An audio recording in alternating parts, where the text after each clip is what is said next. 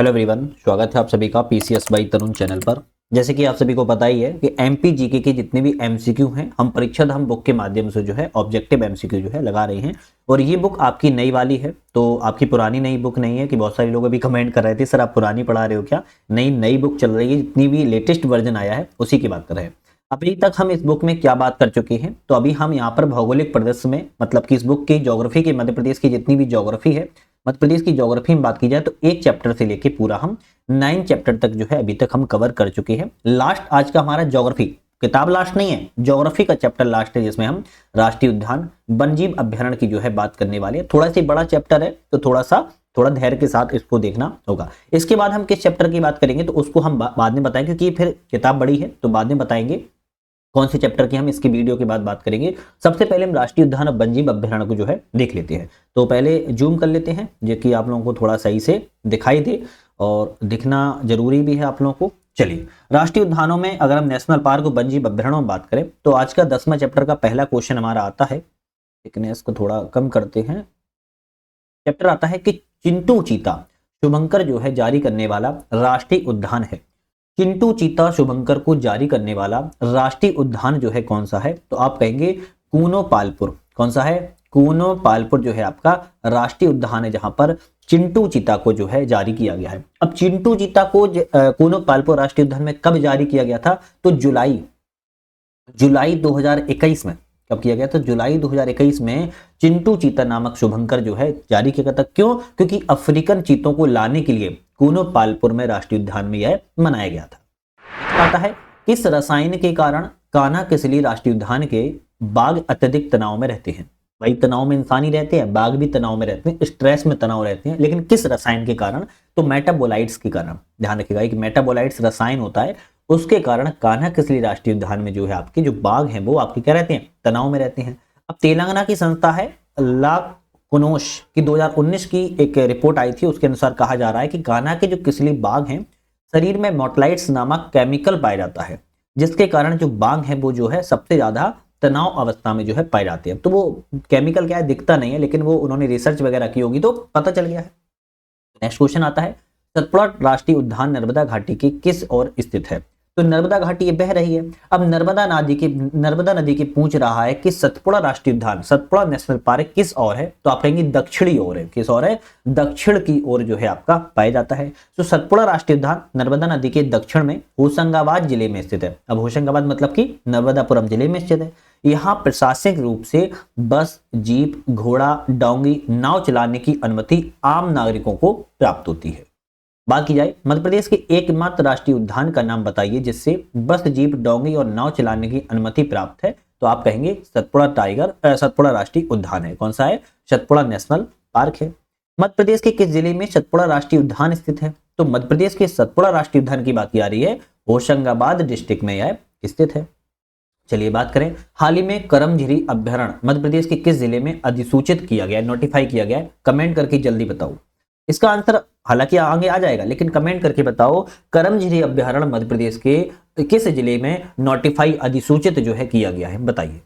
Next question की बात करेंगे, निम्नलिखित विकल्पों में कौन सा राष्ट्रीय उद्यान वर्ष 1999-2000 में टाइगर रिजर्व के रूप में घोषित किया गया था। तो इनमें से ऐसा कौन सा आपका राष्ट्रीय उद्यान है जो 1999-2000 में टाइगर रिजर्व घोषित किया गया था, तो आपका ऑप्शन रहेगा सतपुड़ा राष्ट्रीय उद्यान घोषित किया गया था।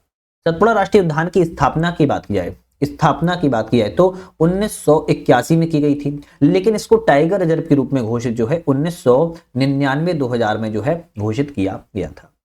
सतपुड़ा राष्ट्रीय उद्यान के अंतर्गत क्या शामिल है? अच्छा, पहले क्वेश्चन बताने से पहले करंट अफेयर्स, एमपी की करंट अफेयर्स को हम लगा रहे थे और एग्जाम पीडिया के माध्यम से लगा रहे थे। बहुत इंपॉर्टेंट अपडेट है, एग्जाम पीडिया के माध्यम से लगा रहे थे। एग्जाम पीडिया की करंट अफेयर्स फुल बुक। अब आप कहोगे फुल बुक का मतलब सर? फुल बुक का मतलब पूरी की पूरी किताब 1 से 43 चैप्टर तक हम पूरी किताब को 7 दिसंबर को सुबह 7 बजे आ रही है। 7 घंटे की है। करोगे सर 777 रख दिया? हाँ जी, 7 दिसंबर को 7 बजे 7 घंटे की पूरी किताब आपको वीडियो मिल रही है। चैनल पे डली हुई है, नोटिफिकेशन ऑन कर लो, जैसे ही आए उसको आराम से देखते रहो। तो बहुत ही ज्यादा महत्वपूर्ण ये किताब आपके लिए अब होने वाली है। जितने भी एमपीएसआई, एफएसओ, एमपीपीएससी की तैयारी कर रहे हो सभी के लिए बहुत इंपॉर्टेंट है। चलिए क्वेश्चन की बात करेंगे। सतपुड़ा राष्ट्रीय उद्यान के अंतर्गत क्या शामिल है? तो कहेंगे शतधारा दर्शनीय स्थल, देनवा रिसोर्ट नदी, चमत्कारिक महुआ ब्रिज, ये सभी आपके सतपुड़ा नेशनल पार्क में जो है आपको देखने को मिल जाते हैं। बात की जाए कि बंगाल टाइगर के लिए प्रसिद्ध बांधवगढ़ राष्ट्रीय उद्यान के किस मादा बाघ को नेशनल ज्योग्राफिकल मैगजीन के पृष्ठ कवर पर प्रदर्शित किया गया है? तो सीता। क्या है? सीता एक मादा बाघ है, उसको आपके नेशनल ज्योग्राफिक मैगजीन के फुल मतलब कि पृष्ठ मतलब मेन पेज पर जो है कवर जो है किया गया था। बंगाल टाइगर के लिए प्रसिद्ध है। बांधवगढ़ राष्ट्रीय उद्यान निम्नलिखित जीवों में देखा जा सकता है। किस चीज को देखा जा सकता है? सांवर को भी मिल जाते हैं, नीलगाय भी मिल जाती है, सफेद शेर भी। तो हम कहेंगे डी ऑप्शन रहेगा। बांधवगढ़ राष्ट्रीय उद्यान उमरिया जिले में स्थित है। मुख्य रूप से सफेद शेरों के लिए जाना जाता है, लेकिन यहाँ पर सांवर, नीलगाय, भालू, तेंदुआ आदि वन्य जीव जो है यहाँ पर पाए जाते हैं। मध्य प्रदेश का कौन सा राष्ट्रीय उद्यान 22 पहाड़ियों से घिरा है? तो मध्य प्रदेश का ऐसा कौन सा नेशनल पार्क है जो 22 पहाड़ियों से घिरा है? बांधवगढ़ राष्ट्रीय उद्यान है। कौन सा है? बांधवगढ़ राष्ट्रीय उद्यान है। 32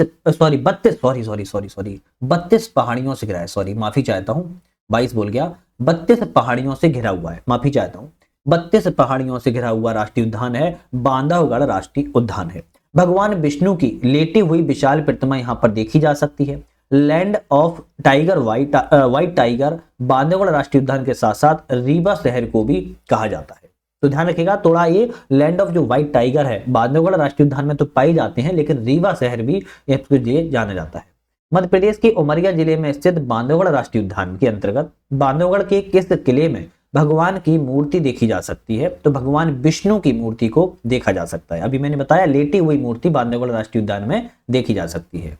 मध्य प्रदेश के किस राष्ट्रीय उद्यान को लैंड्स ऑफ व्हाइट टाइगर के नाम से जाना जाता है? तो बांधवगढ़ राष्ट्रीय उद्यान को जाना जाता है। राष्ट्रीय उद्यान है प्रवाहित होने वाली नदियां हैं, जैसे कान्हा राष्ट्रीय उद्यान की बात की जाए तो बंजर, हालो, सुपर्ण नदी जो है यहाँ से बहती है। तो यहाँ पर जो है आपकी हालो नदी आ जाएगा जो कि सही है। बाकी बंजर और सुपर्ण नदी भी यहाँ पर बहती है, जैसे हम लिखें अगर बंजर एवं सुपर्ण नदी भी यहाँ पर जो है बहती है। बात की जाए माधव राष्ट्रीय उद्यान से तो मनिहार नदी बहती है।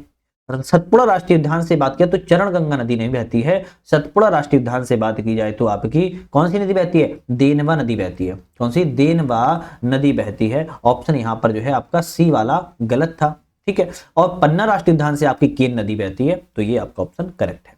लेकिन चरण गंगा नदी आया था, ये कहां से बहती है? तो ये बांधवगढ़ राष्ट्रीय उद्यान से बहती है। तो एक बार फिर से रिपीट कर लेते हैं। कान्हा राष्ट्रीय उद्यान से बंजर, हालो, सुपर्ण, माधव राष्ट्रीय उद्यान से मनिहार नदी, सतपुड़ा राष्ट्रीय उद्यान से देनवा, पन्ना राष्ट्रीय उद्यान से केन नदी और बांधवगढ़ राष्ट्रीय उद्यान से चरण गंगा नदी बहती है। देखो भाई, मैं आप लोगों को जब भी वीडियो बनाता हूं तो मेरा मकसद ये नहीं होता है कि सिर्फ मुझे क्वेश्चन खत्म करना है। मेरा मकसद रहता है कि आपको याद हो जाए, है ना। इस बेस पे मैं पढ़ाता हूँ।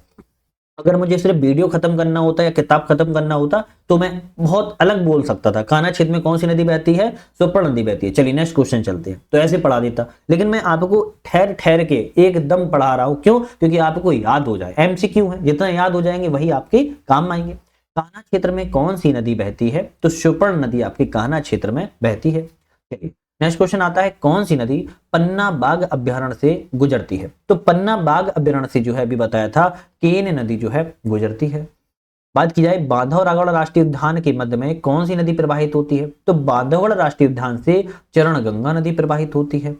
बांधवगढ़ के जंगलों से रीवा के शासक महाराजा मार्तंड सिंह ने सफेद बाघ मोहन को कब पकड़ा था? तो कब पकड़ा था? 28 मई 1951 को पकड़ा था।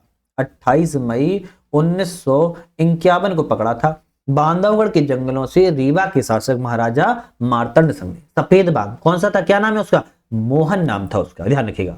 और अक्सर ऐसा कहा जाता है, भगवान जाने कितनी सच्चाई है कितनी नहीं है, कि जो मोहन सफेद बाघ था, जितने भी सफेद बाघ पाए जाते हैं वो सब मोहन की ही संतान है, ये भी कहा जाता है। अब हालांकि पता नहीं। मध्य प्रदेश में पन्ना राष्ट्रीय उद्यान की स्थापना किस वर्ष की गई थी? तो पन्ना राष्ट्रीय उद्यान की स्थापना वर्ष 1981 में की गई थी। पन्ना राष्ट्रीय उद्यान आपका पन्ना, छतरपुर जिलों में स्थित है। इसकी स्थापना 1981 में की गई, लेकिन प्रोजेक्ट टाइगर जो है यहाँ पर 1994 में शामिल किया गया था। मध्य प्रदेश में स्थित पन्ना राष्ट्रीय उद्यान को किस वर्ष प्रोजेक्ट टाइगर में शामिल किया गया था? तो अभी बताया 1994 1994 में प्रोजेक्ट टाइगर में शामिल किया गया था, ध्यान रखिएगा। मध्य प्रदेश के किस राष्ट्रीय उद्यान में जंगली भैंसों को संरक्षण प्रदान किया गया है? जंगली भैंसों को संरक्षण प्रदान कहां पर किया गया है? तो पन्ना राष्ट्रीय उद्यान में किया गया है। पन्ना जो नेशनल पार्क है वहीं पर आपके जंगली भैंसों को संरक्षण प्रदान किया गया है। तो जंगली भैंसों को संरक्षण किया गया पन्ना राष्ट्रीय उद्यान में। पन्ना राष्ट्रीय उद्यान से केन नदी बहती है जिसे जेम्स ऑफ नेशनल पार्क भी कहा जाता है। नेक्स्ट क्वेश्चन की बात करेंगे, केन नदी किस राष्ट्रीय उद्यान से प्रवाहित होती है? तो केन नदी पन्ना राष्ट्रीय उद्यान से प्रवाहित होती है। मध्य प्रदेश में पन्ना राष्ट्रीय उद्यान के अंतर्गत प्रदेश का तीसरा जैव आरक्षित क्षेत्र कब घोषित किया गया था? तो प्रदेश का तीसरा जैव आरक्षित क्षेत्र की बात की गई है 25 अगस्त 2011 को घोषित किया गया था। तो पन्ना राष्ट्रीय उद्यान के जो अंतर्गत आता है 25 अगस्त 2011 को मध्य प्रदेश में तीसरे जैव मंडल आरक्षित क्षेत्र के रूप में पन्ना बायोस्फीयर रिजर्व की स्थापना की गई थी। 2020 में पन्ना जैव आरक्षित मंडल को यूनेस्को की सूची में जो है शामिल किया गया है। तो ये दोनों क्वेश्चन अपने आप में इंपोर्टेंट हो जाते हैं। मध्य प्रदेश में स्थित इंदिरा प्रियदर्शनी उद्यान किस राष्ट्रीय उद्यान का नाम है? इंदिरा प्रियदर्शनी उद्यान जो है किस राष्ट्रीय उद्यान का नाम है? पेंच राष्ट्रीय उद्यान का नाम है। इसका पेंच राष्ट्रीय उद्यान का नाम है। पेंच राष्ट्रीय उद्यान की बात किया तो सिवनी छिंदवाड़ा जिले में स्थित है और इसका उद्यान का विस्तार मध्य प्रदेश के अलावा महाराष्ट्र में भी देखने को मिलता है। इंदिरा प्रियदर्शनी उद्यान के नाम से भी पेंच राष्ट्रीय उद्यान को जाना जाता है। मध्य प्रदेश में दक्षिण पूर्व में स्थित पेंच राष्ट्रीय उद्यान का विस्तार मध्य प्रदेश के अलावा किस राज्य में भी मिलता है? तो महाराष्ट्र राज्य में भी मिलता है। मध्य प्रदेश में स्थित राष्ट्रीय उद्यानों में कौन सा मोगली भूमि या मोगली लैंड या रुडयार्ड किपलिंग के द्वारा प्रसिद्ध जंगल बुक का नाम क्षेत्र जो है जुड़ा हुआ है? तो सीधी सी बात यह की जा रही है कि मोगली लैंड आ जाए या रुडयार्ड किपलिंग का आ जाए नाम, किस राष्ट्रीय उद्यान से जुड़ा है? तो पेंच राष्ट्रीय उद्यान के द्वारा ही जुड़ा है। अब इसके बारे में थोड़ा समझें तो पेंच राष्ट्रीय उद्यान को मोगली लैंड कहा जाता है या फिर रुडयार्ड किपलिंग की कर्म भूमि भी कहा जाता है और यह राष्ट्रीय उद्यान पेंच एवं कानन नदी के द्वारा जो है यहाँ से प्रवाहित होती है। पेंच राष्ट्रीय उद्यान में मोगली लैंड उत्सव का आयोजन कब से किया जा रहा है? तो 2004 से सिवनी जिले के अमोदागढ़ में जो है आपके मोगली उत्सव जो है आपके स्थानीय लोगों के द्वारा मनाया जाता है और यहाँ पर मोगली उत्सव पेंच राष्ट्रीय उद्यान सिवनी में 2004 से मनाया जा रहा है। मध्य प्रदेश का कौन सा राष्ट्रीय उद्यान ग्वालियर के महाराजा शाही आरक्षित शिकार स्थल था? तो महाराजा ग्वालियर के थे, उनका राष्ट्रीय उद्यान जो हो चुका है उनका शाही आरक्षित शिकार स्थल था माधव राष्ट्रीय उद्यान था। कहां पर है? माधव राष्ट्रीय उद्यान की बात की जाए तो शिवपुरी जिले में है। कहां पर है? शिवपुरी जिले में है, ग्वालियर संभाग में पड़ता है और यह ग्वालियर के महाराजाओं का शिकार स्थल हुआ करता था, लेकिन राष्ट्रीय उद्यान का दर्जा इसको 1958 में दे दिया गया है। मध्य प्रदेश में माधव राष्ट्रीय उद्यान किस संभाग में अंतर्गत आता है? तो ग्वालियर संभाग के अंतर्गत आता है।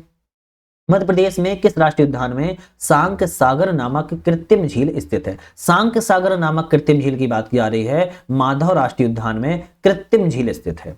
अगर बात करें माधव राष्ट्रीय उद्यान में कुछ झील है जैसे सांक सागर झील है, जादव सागर झील है, माधव सागर झील यहीं पर स्थित है। इस राष्ट्रीय उद्यान से मनिहार नदी भी प्रवाहित होती है और राष्ट्रीय उद्यान सर्वाधिक तेंदुए पाए जाते हैं। तो कभी पूछा जाए कि सर्वाधिक तेंदुए माधव राष्ट्रीय उद्यान में ही देखने को मिलते हैं। मध्य प्रदेश में माधव राष्ट्रीय उद्यान में कौन सा राष्ट्रीय राजमार्ग गुजरता है? तो आप कहेंगे राष्ट्रीय राजमार्ग जो है NH46 भी गुजरता है, NH27 भी गुजरता है। दोनों ही आपके नेशनल हाईवे जो है आपके माधव राष्ट्रीय उद्यान से गुजरते हैं। माधव राष्ट्रीय मतलब शिवपुरी से गुजरते हैं। शायद ये PDF थोड़ा सा मतलब वैसे हो गई है लेकिन मैं बोल देता हूँ थोड़ा अच्छे से।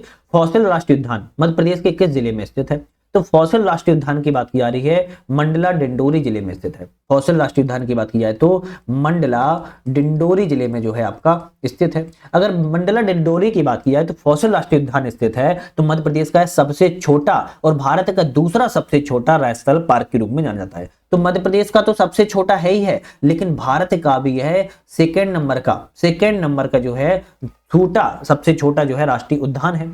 यहाँ पर घुघुबा जीवाश्म राष्ट्रीय उद्यान भी इसको कहा जाता है। फॉसिल राष्ट्रीय उद्यान को घुघुबा जीवाश्म राष्ट्रीय उद्यान भी कहा जाता है। क्या आप किसी को भी पता है कि भारत का सबसे छोटा राष्ट्रीय उद्यान कौन सा है? भाई दूसरे नंबर का तो पता चल गया, फॉसिल राष्ट्रीय उद्यान है। लेकिन मध्य प्रदेश का सबसे छोटा राष्ट्रीय उद्यान है फॉसिल राष्ट्रीय उद्यान, लेकिन भारत का सबसे छोटा कौन सा है? ये कोई बता सकता है तो कमेंट करके जरूर बताइएगा।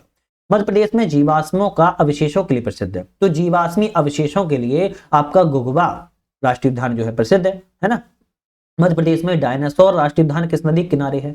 तो डायनासोर राष्ट्रीय उद्यान की बात की जा रही है। अब डायनासोर का नाम है ना किस नदी के किनारे है? जोबट एवं बाघ नदी के किनारे है। जोबट एवं बाघ नदी के किनारे डायनासोर राष्ट्रीय उद्यान जो है स्थित है। 2011 में इसकी स्थापना की गई थी। यह प्रदेश का दूसरा जीवाश्म राष्ट्रीय उद्यान है। यहाँ पर डायनासोर के अंडे के जीवाश्म संरक्षित जो हैं किए गए हैं। डायनासोर राष्ट्रीय जीवाश्म उद्यान कब स्थापित किया गया था? तो 2011 में इसको स्थापित जो है किया गया था। मध्य प्रदेश के किस राष्ट्रीय उद्यान से वन जीवों को गोंद लेने की प्रथा प्रारंभ की गई है?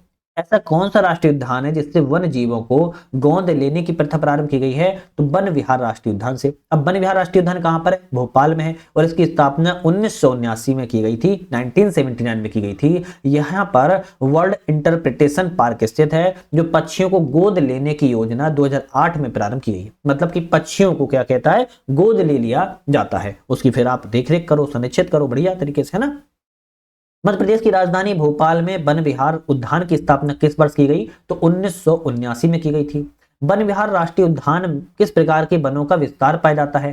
तो वन विहार जो भोपाल में है यहाँ पर शुष्क पर्णपाती विरल वनों का विस्तार देखने को मिलता है। यहाँ पर शुष्क पर्णपाती विरल वन के अंतर्गत आता है। नगरीय क्षेत्र के बीचों बीच एकमात्र राष्ट्रीय उद्यान है। यहाँ पर प्रथम सर्प उद्यान यही स्थापित किया गया है। इसको आधुनिक चिड़ियाघर भी कहा जाता है। ISO 9001-2008 अवार्ड प्राप्त करने वाला पहला राष्ट्रीय उद्यान के रूप में इसको ख्याति प्राप्त है। नगर के बीचों बीच कौन सा राष्ट्रीय उद्यान है? तो आप कहेंगे वन विहार राष्ट्रीय उद्यान है जो कि भोपाल में स्थित है।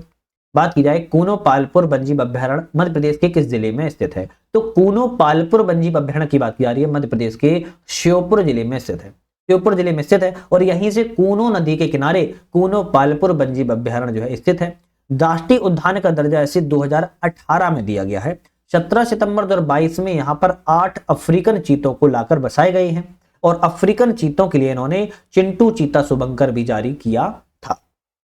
मध्य प्रदेश और भारत की प्रथम व्हाइट टाइगर सफारी किस जिले में स्थापित की गई है? तो white tiger safari Madhya Pradesh और भारत की पहली है, मेहर जिले में शुरुआत की गई है। मुकुंदपुर व्हाइट टाइगर सफारी इसे कहा जाता है। मध्य प्रदेश के मेहर जिले में मुकुंदपुर में भारत की प्रथम व्हाइट टाइगर सफारी को स्थापित किया गया है। इसकी स्थापना 3 अप्रैल 2016 को की गई थी। इसका नाम Maharaja Martand Singh white tiger safari रखा गया है।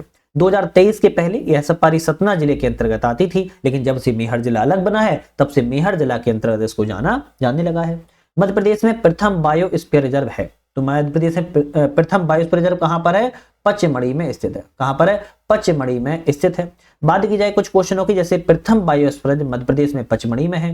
प्रथम जीवाश्म राष्ट्रीय उद्यान डिंडोरी में है। प्रथम टाइगर प्रोजेक्ट कान्हा किसली राष्ट्रीय उद्यान मंडला में चलाया गया था। प्रथम राष्ट्रीय उद्यान कान्हा किसली है और प्रथम आर्द्रभूमि रामसर क्षेत्र आपकी भोजताल है। जॉर्ज कैसल राष्ट्रीय उद्यान कहां पर है? तो जॉर्ज कैसल जो है आपका कहां पर है? आप कहेंगे माधव राष्ट्रीय उद्यान में है। कहां पर है? माधव राष्ट्रीय उद्यान में जॉर्ज कैसल एक भवन बना है माधव राष्ट्रीय उद्यान में। जॉर्ज कैसल का निर्माण जॉर्ज पंचम और मेरी के स्वागत में 1911 में किया गया था, लेकिन किसी कारणवश उनका आगमन यहाँ पर नहीं हो पाया था। कोई बात नहीं। सैलाना जीव अभ्यारण्य कौन से जिले में है? तो सैलाना जीव अभ्यारण्य जो है रतलाम जिले में है। अब रतलाम जिले में सैलाना वन्यजीव अभ्यारण्य है तो इसकी स्थापना कब की गई? 1983 में। मध्य प्रदेश का दूसरा सबसे छोटा वन्यजीव अभ्यारण्य है। यहाँ पर खरमोर पक्षी के लिए इसको जाना जाता है। बोरी वन्यजीव अभ्यारण्य कौन सी वनस्पति पाई जाती है? तो बोरी वन्यजीव अभ्यारण्य में जो वनस्पति से समृद्ध है बांस सबसे ज्यादा जो है यहाँ पर पाया जाता है। बोरी वन्यजीव अभ्यारण्य होशंगाबाद हरदा जिले के अंतर्गत आता है। इसकी स्थापना 1977 में की गई थी। यहाँ पर सागौन एवं बांस की समृद्धता सबसे ज्यादा पाई जाती है। घाटीगांव वन्यजीव अभ्यारण्य मध्य प्रदेश के किस जिले में है? तो घाटीगांव वन्यजीव अभ्यारण्य की बात की जा रही है मध्य प्रदेश के, यह किस जिले में? ग्वालियर जिले के अंतर्गत आता है। इसकी स्थापना 1981 में की गई थी और सोन चिड़िया के संरक्षण के लिए यह प्रसिद्ध है। मध्य प्रदेश का राज्य पशु बारहसिंगा कहाँ पाया जाता है? तो मध्य प्रदेश का राज्य पशु है बारहसिंगा, लेकिन ये कहाँ पाया जाता है? तो कान्हा राष्ट्रीय उद्यान में पाया जाता है। कहां पर? कान्हा राष्ट्रीय उद्यान में पाया जाता है। अब कान्हा राष्ट्रीय उद्यान कहाँ है? तो मंडला बालाघाट जिले के अंतर्गत आता है। मध्य प्रदेश का पहला राष्ट्रीय उद्यान अभ्यारण्य और पहला ही टाइगर रिजर्व है, तो सब कुछ पहला ही है ये। राजकीय पशु बारहसिंगा के लिए कान्हा राष्ट्रीय उद्यान प्रसिद्ध है। पेंच बाघ रिजर्व किसके नाम पर रखा गया है? तो पेंच बाघ रिजर्व की बात की जा रही है, नदी के नाम पर रखा गया है। क्यों? क्योंकि यहां से पेंच नदी बहती है, तो पेंच नदी के नाम पर ही पेंच बाघ रिजर्व रखा गया है और यह सिवनी छिंदवाड़ा जिले के अंतर्गत आता है। इसका विस्तार मध्य प्रदेश और महाराष्ट्र दोनों राज्यों में है। चलिए नेक्स्ट क्वेश्चन देख लेते हैं। निम्नलिखित में से कौन सी वनस्पति अधिकतर कान्हा नेशनल पार्क में पाई जाती है? तो कान्हा नेशनल पार्क में अधिकतर कौन सी वनस्पति पाई जाएगी? तो साल के पेड़ जो है पाए जाते हैं। तो कान्हा राष्ट्रीय उद्यान कहां पर है? मंडला बालाघाट जिले में स्थित है। मध्य प्रदेश का पहला यह राष्ट्रीय उद्यान है। यहाँ पर वृक्ष एवं बांस की समृद्धता जो है पाई जाती है, जिसमें साल के वृक्ष एवं बांस जो है पाए जाते हैं। चलिए नेक्स्ट क्वेश्चन की यहाँ बात करेंगे। कान्हा के शुभंकर भूर सिंह दा बारहसिंगा के साथ आए व्यंग चित्रकार का नाम क्या था? तो रोहन चक्रवर्ती नाम है। क्या नाम है? मोहन चक्रवर्ती नाम है। एमपीपीएससी में ये भी पहले भी क्वेश्चन आ चुका है। रोहन चक्रवर्ती एक प्रसिद्ध पर्यावरण कार्टूनिस्ट है। और कान्हा राष्ट्रीय उद्यान शुभंकर भूर सिंह दा बारहसिंगा है, जिसके डिजाइनर रोहन चक्रवर्ती हैं। इन्हें WWF इंटरनेशनल प्रेसिडेंट्स अवार्ड 2017 में प्राप्त हुआ था। रोहन चक्रवर्ती ग्रीन ह्यूमर नामक पत्रिका में कार्टूनिस्ट के रूप में जो है कार्य कर रहे हैं। ग्रीन ह्यूमर नामक पर्यावरण पत्रिका का संबंध किससे है? रोहन चक्रवर्ती से संबंध है। कौन सा कान्हा राष्ट्रीय उद्यान का अनमोल रतन है? तो इनमें से कान्हा राष्ट्रीय उद्यान का अनमोल रतन क्या है? बारहसिंगा है। ध्यान रखिए क्या है? बारहसिंगा है।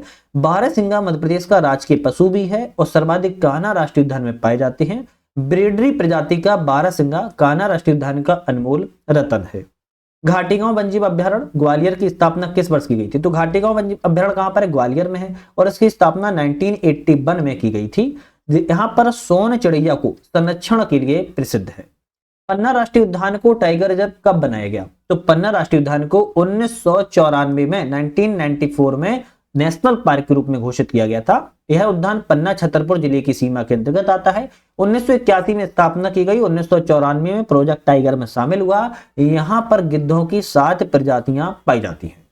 बांधवगढ़ राष्ट्रीय अभ्यारण्य के पूर्व खंड पर स्थित है। तो यह जो कहेंगे बिंद पर्वत के पूर्व खंड पर यह स्थित है। क्यों? क्योंकि उमरिया जिले में स्थित है। सफेद शेरों के लिए जाना जाता है और विंध्याचल पर्वत के पूर्वी क्षेत्र में यह फैला हुआ है।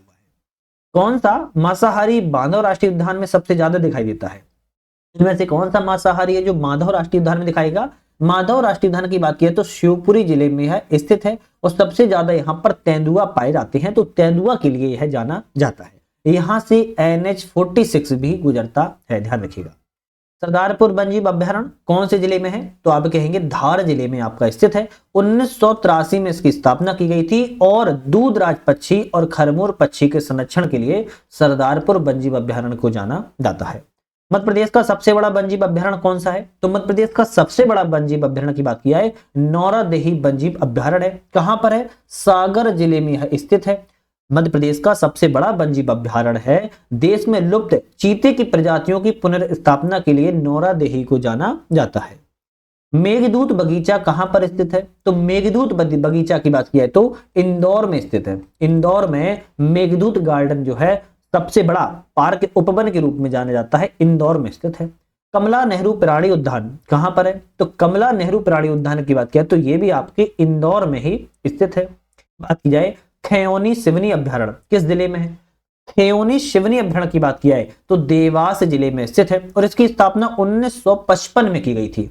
खेवली अभ्यारण्य में शंकर खो गिदिया खो दर्शनी जलप्रपात यहाँ पर मिदिया खो दर्शनी जलप्रपात जो यहाँ पर पाए जाते हैं। देवास एवं सीहोर जिले की सीमा पर खैओनी सिवनी वन्यजीव अभ्यारण्य स्थित है।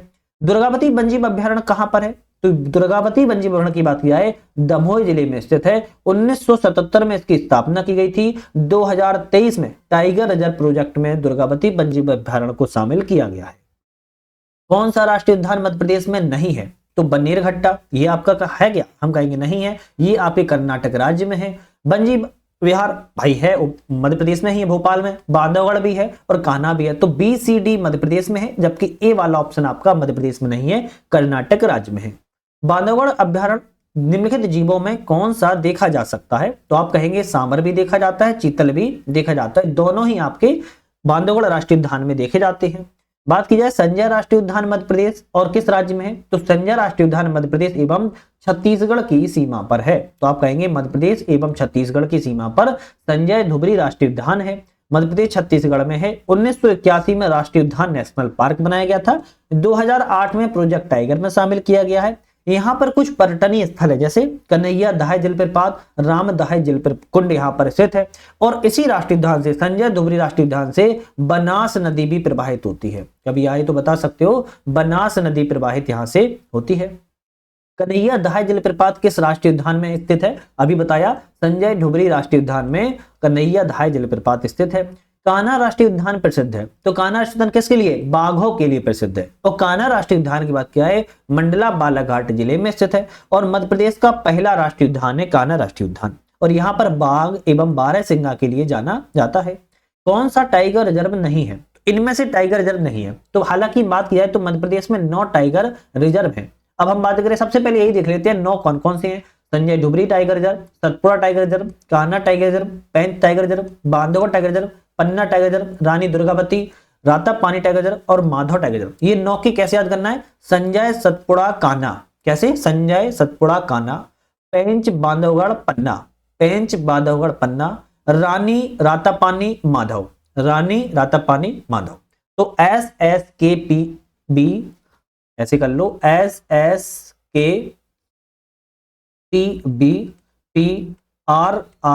है ना, ऐसे याद कर लो। संजय, सतपुड़ा, कान्हा, पेंच, बांधवगढ़, पन्ना, रानी, रातापानी, माधव। तो आपके मध्य प्रदेश में 9 टाइगर रिजर्व हैं। मध्य प्रदेश का सबसे छोटा वन्यजीव अभ्यारण्य कौन सा है? तो सबसे छोटा वन्यजीव अभ्यारण्य की बात की जा रही है, राला मंडल वन्यजीव अभ्यारण्य है, इंदौर जिले में है। कहां पर है? इंदौर जिले में है। इसकी स्थापना 1989 में की गई थी, ध्यान रखिएगा। निम्नलिखित क्षेत्रफल में मध्य प्रदेश का कौन सा राष्ट्रीय उद्यान सबसे बड़ा है? तो सबसे छोटा कौन सा बताया? आपका सबसे छोटा बताया राला मंडल, ध्यान रखिएगा। और अब पूछ लिया है कौन सा सबसे बड़ा, तो कहेंगे कान्हा राष्ट्रीय उद्यान सबसे बड़ा है। और कहां पर है? मंडला बालाघाट जिले में है। और मध्य प्रदेश का पहला राष्ट्रीय उद्यान भी है और मध्य प्रदेश का सबसे बड़ा राष्ट्रीय उद्यान भी है। नेक्स्ट क्वेश्चन आता है, देवरी इको घड़ियाल केंद्र कहां पर है? तो देवरी इको घड़ियाल केंद्र मुरैना जिले में स्थित है। मुरैना जिले में चंबल नदी पर स्थित है। और घड़ियाल के साथ साथ बटागर कछुए के संरक्षण भी यहाँ पर किया जाता है। मध्य प्रदेश की राजधानी भोपाल में राजा भोज झील को आर्द्रभूमि वेटलैंड की सूची में किस वर्ष सम्मिलित किया गया था? 2002 में, वेटलैंड के रूप में 2002 में घोषित किया गया था। हालांकि आर्द्रभूमि होती क्या है? तो ऐसे दलदली जल वाले क्षेत्र जहां वर्ष भर बहता हुआ या शांत जल, समुद्री या गैर समुद्री जल का जमाव होता है और जिसकी गहराई 6 मीटर से अधिक ना हो, उसे आर्द्र भूमि कहते हैं। सीधी सी बात, कोई ऐसी जगह है जहां पर जल भरा है, जल चाहे बरस भर जल भरा है, चाहे जल शांत हो, चाहे जल समुद्री हो, चाहे जल गैर समुद्री हो, ध्यान रखना है बस उसकी गहराई 6 मीटर से अधिक ना हो। कितना? 6 मीटर से अधिक ना हो, वह आर्द्र भूमि कहलाता है। बस वह दलदली वाला क्षेत्र वर्ष भर भरा रहता। 2 फरवरी 1971 को ईरान के रामसर में आर्द्रभूमि के संरक्षण के लिए अंतरराष्ट्रीय समझौता किया गया था। मध्य प्रदेश की भोज झील को 19 अगस्त 2002 को आर्द्रभूमि सूची में शामिल किया गया था। बाघ रिपोर्ट 2022 के अनुसार मध्य प्रदेश के कितने बाघ हैं? तो आप कहेंगे 785 बाघ हैं। 785 बाघ आपके बाघ रिपोर्ट के अनुसार मध्य प्रदेश पाए जाते हैं। तो बांधवगढ़ में सबसे ज्यादा 165 है, कान्हा में उसके बाद 129 है, पेंच में 123 है, बात की जाए पन्ना में 64 है, सतपुड़ा में 62 है और संजय में बात की जाए तो डुबरी में 20 है। टोटल 222 बाघ आपके मध्य प्रदेश में 3 में ही देखने को मिल जाते हैं। अन्य में 222 है ना, अन्य में 222 है। मध्य प्रदेश में टोटल 785 बाघों की कुल संख्या जो है पाई जाती है। भारत में सबसे पुराने वन पाए जाते हैं कहां पर? तो बोरी अभ्यारण्य में। अब ये बोरी अभ्यारण्य कहां पर है? होशंगाबाद हरदा जिले के अंतर्गत सतपुड़ा क्षेत्र में आता है बोरी अभ्यारण्य, जो कि सबसे पुराने और घने जंगलों में एक माना जाता है। शिवपुरी जिले में स्थित कौन सा अभ्यारण्य सोन चिड़िया के लिए प्रसिद्ध है? तो सोन चिड़िया के लिए कौन सा? करेरा अभ्यारण्य शिवपुरी में पड़ता है। कहां पर पड़ता है? शिवपुरी डिस्ट्रिक्ट में आता है। सोन चिड़िया के लिए बहुत प्रसिद्ध है। सितंबर 2022 में यह समाप्त अभ्यारण्य कर दिया गया है मध्य प्रदेश सरकार के द्वारा, तो ये भी आपको थोड़ा ध्यान रखना होगा। 2022 में मध्य प्रदेश सरकार ने करमझिरी अभ्यारण्य की किस जिले में बनाया गया? तो करमझिरी अभ्यारण्य की बात की जा रही है मध्य प्रदेश सरकार के द्वारा सिवनी जिले में बनाया गया है। मध्य प्रदेश में सिवनी जिले में करमझिरी अभ्यारण्य को बनाया गया। 2022 में मध्य प्रदेश के द्वारा करमझिरी अभ्यारण्य की अधिसूचना नोटिफाई कर दिया गया है। तो हमने आपसे पहले ही पेज में करमझिरी अभ्यारण्य के बारे में पूछा था, अभी अब पता चल गया। यदि आप सतपुड़ा राष्ट्रीय उद्यान घूमना चाहते हैं तो नजदीकी रेलवे स्टेशन कौन सा होगा? तो नजदीकी रेलवे स्टेशन पिपरिया होगा। कौन सा होगा? पिपरिया होगा। सतपुड़ा राष्ट्रीय उद्यान होशंगाबाद जिले में है, पचमढ़ी के अंतर्गत आता है। पचमढ़ी के सबसे नजदीक रेलवे स्टेशन पिपरिया है और पचमढ़ी के सबसे नजदीक राजा भोज एयरपोर्ट भोपाल है। अगर आप खजुराहो जाएं तो यहाँ पर जाना आसान किससे होगा? हम कहेंगे कैन घड़ियाल अभ्यारण्य देखने के लिए आप जाना चाहते हैं, या आप खजुराहो जाएं तो यहाँ जाना आसान होगा, कैन घड़ियाल अभ्यारण्य जाना आसान होगा। कैन घड़ियाल अभ्यारण्य खजुराहो और छतरपुर जिले में स्थित है। यदि इसलिए आप खजुराहो जाएं तो कैन घड़ियाल अभ्यारण्य को पहुंचना सबसे ज्यादा आसान है और घूम के भी आइएगा। कौन सा घड़ियाल केंद्र मध्य प्रदेश में नहीं है? कौन सा नहीं है पूछ रहा है, तो सोन घड़ियाल अभ्यारण्य केंद्र है, चंबल घड़ियाल केंद्र है, कैन घड़ियाल केंद्र। कृष्णा घड़ियाल केंद्र मध्य प्रदेश में नहीं है, ध्यान रखिएगा। तो सोन घड़ियाल सीधी शहडोल जिले में है, चंबल घड़ियाल मुरैना जिले में है और कैन घड़ियाल पन्ना छतरपुर जिले में आता है।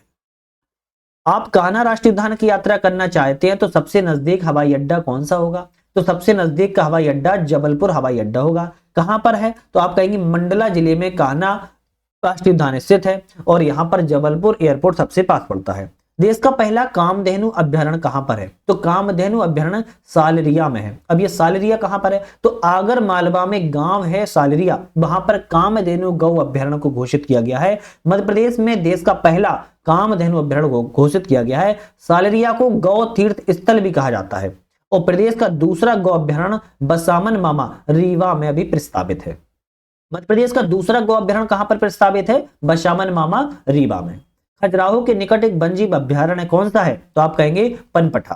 पनपटा वन्यजीव अभ्यारण्य खजुराहो के सबसे पास में है। पनपटा अभ्यारण्य मध्य प्रदेश के उमरिया और शहडोल की सीमा पर है, ध्यान रखिएगा।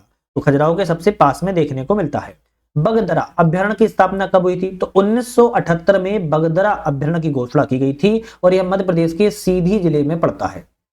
चलिए नेक्स्ट क्वेश्चन आता है, 14 अप्रैल 2025 तक मध्य प्रदेश में कुल कितने अभ्यारण्य थे? तो 14 अप्रैल 2025 तक की बात की जा रही है। वैसे बात की जाए तो 25 अभ्यारण्य मध्य प्रदेश में हो चुके हैं। 14 अप्रैल 2025 को डॉक्टर भीमराव अंबेडकर अभ्यारण्य सागर जिले में घोषित किया गया है। 258 वर्ग किलोमीटर में यह फैला हुआ है। नेक्स्ट आता है, अटल बिहारी वाजपेयी पार्क किस नाम से जाना जाता है? अटल बिहारी वाजपेयी पार्क की बात किया तो इंदौर रीजनल पार्क के नाम से जो है जाना जाता है। इसकी स्थापना 2003 में की गई थी। चतुर्भुज नाथ मंदिर किस अभ्यारण्य के समीप है? चतुर्भुज नाथ मंदिर की बात की जा रही है, गांधी सागर अभ्यारण्य के सबसे पास में पड़ता है। गांधी सागर अभ्यारण्य की बात किया तो मंदसौर नीमच जिले में स्थित है। इसकी स्थापना 1974 में की गई है। यहाँ पर गिद्ध संरक्षण परियोजना यहाँ पर संचालित है और इसके अंतर्गत 84 गढ़ और चतुर्भुज नाथ मंदिर जो है स्थित है। बात यहां पर की जाए, मध्य प्रदेश का सबसे छोटा वन्यजीव अभ्यारण्य कौन सा है? सबसे छोटा वन्यजीव अभ्यारण्य की बात की थी, राला मंडल वन्यजीव अभ्यारण्य है और यह कहां पर है? आपके इंदौर जिले में है, जो है आपका स्थित है, सबसे छोटा है। और मध्य प्रदेश का पहला वन्यजीव अभ्यारण्य जागरूकता केंद्र के रूप में इसको स्थापित किया गया है। मध्य प्रदेश का पहला वन्यजीव अभ्यारण्य जागरूकता केंद्र कौन सा है? राला मंडल इंदौर है और मध्य प्रदेश का सबसे छोटा भी है। यहाँ पर वन्यजीव अभ्यारण्य और जिला है, इनको मिलाना है तो रानी दुर्गावती अभ्यारण्य दमोह जिले में है, खैना अभ्यारण्य मंडल जिले में है, कट्ठी बाड़ा अभ्यारण्य अलीराजपुर में है, करमझिरी अभ्यारण्य सिवनी जिले में है। चलिए बात करेंगे, 4 सींग मृग जो दुनिया में केवल कान्हा राष्ट्रीय उद्यान में पाए जाते हैं। 4 सींग मृग जो है जो दुनिया में केवल कान्हा राष्ट्रीय उद्यान में पाया जाता है, चौसिंगा है। कौन सा है? चौसिंगा नाम से इसको जाना जाता है। तो मध्य प्रदेश में चौसिंगा, राहाना राष्ट्रीय उद्यान और पेंच राष्ट्रीय उद्यान में पाया जाता है। मृगों में ट्रासरस दुर्लभ प्रजाति का है और भारत में है, भारत नेपाल सीमा पर देखने को मिल जाता है। नवंबर 2021 तक मध्य प्रदेश वन विभाग को कितने नए वन्यजीव अभ्यारण्य बनाने का प्रस्ताव रखा है? तो 11 नए वन्यजीव अभ्यारण्य को बनाने का प्रस्ताव रखा है। वर्तमान में बताया जा रहा है टोटल जो है 24-25 वन्यजीव अभ्यारण्य हो चुके हैं, थोड़ा अपडेट जो है कर लेना।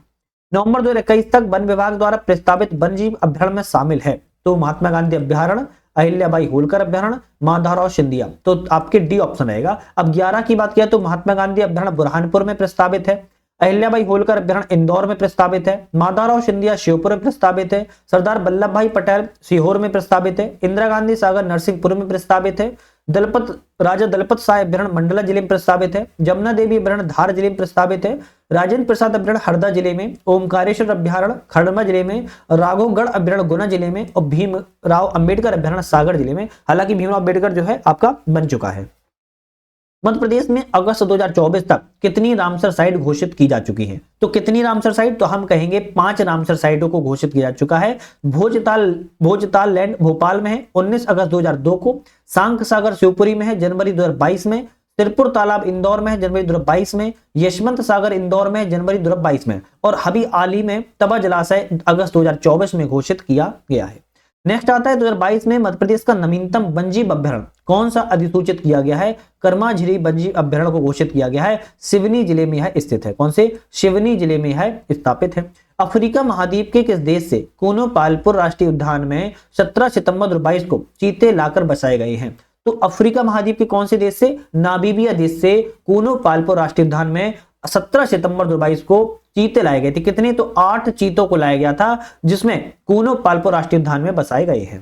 कूनो पालपुर राष्ट्रीय उद्यान में लाए गए चीतों का नाम की बात करें तो आसा, सियासा, ओबान, सिबली, सियासा, तबाना, सासा और फ्रेडी है। भाई सियासा सासा बहुत है ना। तो हालांकि इनको व्यापम वगैरह में आ सकते हैं, लिखा है तो बाकी देख लेना, वैसे कम ही आते हैं।